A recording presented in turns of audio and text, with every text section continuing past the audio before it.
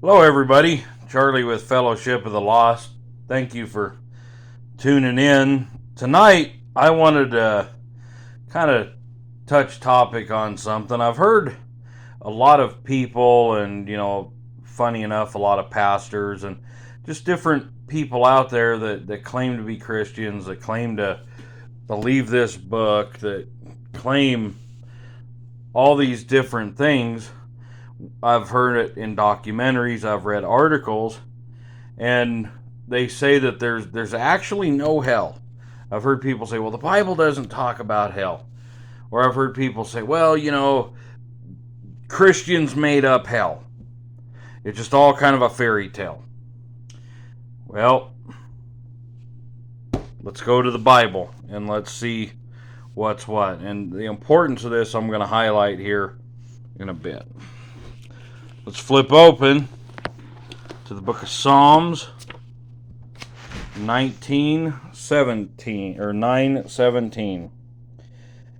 And the wicked shall be turned into hell, and all the nations that forget God. No, Bible mentions hell there. People have said, "Oh, well, the Old Testament never mentions hell." Well, Psalms is in the Old Testament.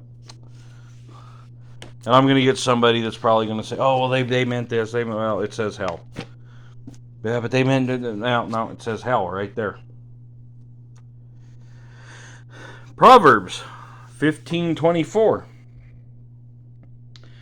The way of life is above to the wise, that he may depart from hell beneath. If you're wise, your life is above to the wise. And you may depart, you may escape from hell beneath. Okay, yeah, there's more of that. Well, no, it says hell.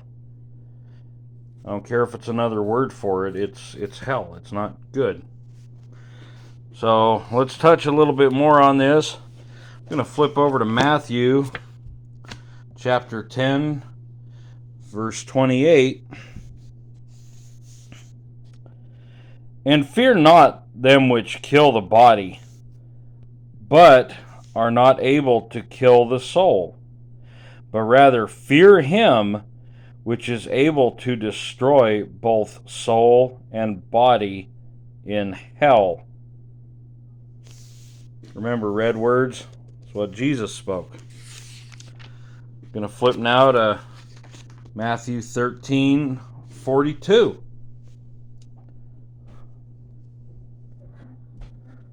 Let's just back up to 41. The Son of Man shall send forth his angels, and they shall gather out of his kingdom all things that offend, and them which do iniquity, and shall cast them into a furnace of fire. There shall be wailing and gnashing of teeth. Since we're on this page, let's flip over to 13:50. And shall cast them into the furnace of fire. There shall be wailing and gnashing of teeth. Pretty sure that talks about there being a hell, folks. Let's turn to Matthew 25:30. And cast ye the unprofitable servant into outer darkness. There shall be weeping and gnashing of teeth. There's other verses that say this in Matthew, though, weeping and gnashing of teeth. But let's just keep rolling on here. Let's go to Mark 9:43. Since we talked a lot about Matthew, let's just move to Mark. In here, if you look up at 42, whosoever shall offend one of these little ones that believe in me, it is better for him that a millstone were hanging around his neck and he cast into the sea. Well, better than what? If thy hand offend thee, cut it off. It is better for thee to enter into life, the spiritual life, heaven, salvation, than having two hands to go into hell, into the fire that never shall be quenched, where their worm dieth not, and the fire is not quenched. It's better to be cast into the sea with a millstone around your neck than to go to this fire. And here we see that again. If thy foot offend thee, cut it off. It's better to enter into life than go to hell, to a fire that's never quenched. And then down here, if your eye offend thee, pluck it out. It's better to have one eye than go to hell. Now let's flip over to Luke 16:23. The rich man and the beggar named Lazarus. This is a different Lazarus than the Lazarus that rose from the dead. Essentially, the rich man had a lavish house, everything else, and there was a beggar named Lazarus that sat outside the gates, always kind of begging. The dogs came and licked his sores. He had nothing to eat. Well, both of them happened to die at the same time. Lazarus went to, in here, this heaven's called Abraham's bosom. It says the rich man also died and was buried. And then 23. And in hell he lift up his eyes, being in torments, and seeth Abraham afar off, and Lazarus in his bosom. And he cried and said, Father Abraham, have mercy on me, and send Lazarus, that he may dip the tip of his finger in water, and cool my tongue, for I am tormented in this flame. Sounds like hell in the Bible. Let's go to the book of Revelations. Or Revelation, not plural. Let's turn to chapter 20, verse 15. And whosoever was not found written in the book of life, in other words, whosoever was not saved, whosoever had not accepted Jesus, whosoever have not believed, follow John 3:16, John 14:6, 5:24, 6:47. People that turned away from that, turned away from Jesus, turned away from God. And whosoever was not found written in the book of life was cast into the lake of fire. We're going to flip over here to Revelation 21:8. But the fearful and unbelieving and the abominable and the murderers and whoremongers and sorcerers and idolaters and liars shall have their part in the lake which burneth with fire and brimstone, which is the second death. They died in the body for their first death. Their souls are in hell for the second death. Now, you may be wondering, well, why then are people claiming that hell isn't real and it's all made up? Well, there's a couple explanations for this, folks. People don't like hearing bad news. They don't like hearing that they've done wrong. If you're told, somebody tells you that, oh, you're beautiful, you're perfect, there's nothing you need to change, you're great, everything's great, you're doing great, you don't need to love God, you don't need to accept Christ, there's no punishment for anything. That's the devil pulling you into hell. That's the devil talking to you. Or you can say, well, we go to church and the pastor told us there is no hell, so we can just do whatever we want and it's okay, we'll go unpunished. More the devil talking to you.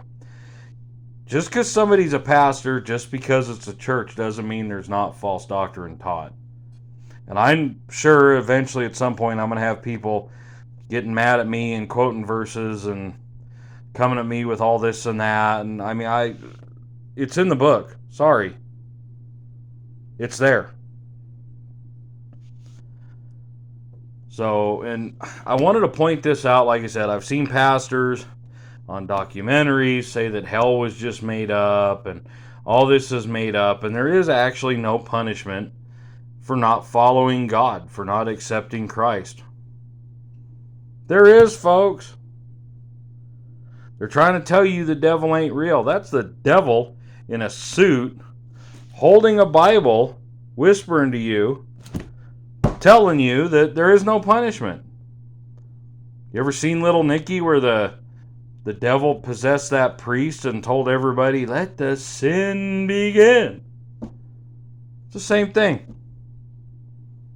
It's false doctrine. It's corruption. Don't fall for it, folks. Friends, don't fall for it.